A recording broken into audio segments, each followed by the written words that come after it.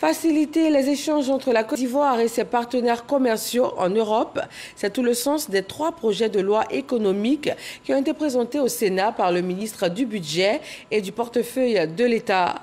La Commission des affaires économiques et financières les a adoptés à l'unanimité. Kader Sogodogo. L'ordonnance portant mise en œuvre de la deuxième phase du démantèlement tarifaire dans le cadre de l'accord de partenariat économique entre la Côte d'Ivoire et l'Union européenne.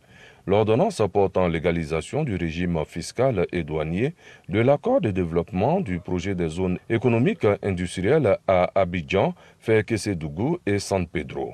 L'ordonnance portant mise en œuvre des premières et deuxième phases du démantèlement tarifaire dans le cadre de l'accord de partenariat économique entre la Côte d'Ivoire et le Royaume-Uni de Grande-Bretagne et l'Irlande du Nord. Tels sont les 3 projets de loi à ratifier présentés par le président de la République à travers son émissaire, le ministre du Budget et du portefeuille de l'État, Moussa Sanogo, au sénateur Aya Yamoussoukro.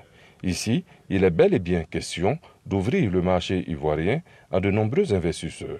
Et cela est de bonne guerre. C'est un accord qu'il était important de signer pour préserver en tout cas nos parts de marché au niveau de nos exportations.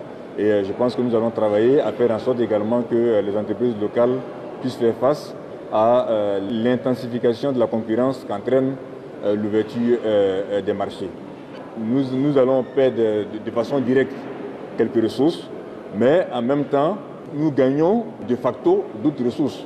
Parce que si nous n'appliquons pas certains accords, certains droits de douane allaient être imposés sur nos produits. Et donc le fait de ne pas dépenser de l'argent pour cela, à la vérité, c'est un gain. C'est à l'unanimité que les sénateurs, membres de la Commission des affaires économiques et financières, ont ratifié les 3 projets de loi. Dernière étape, la plénière, où l'ensemble des sénateurs auront l'occasion de se prononcer sur ces 3 projets de loi.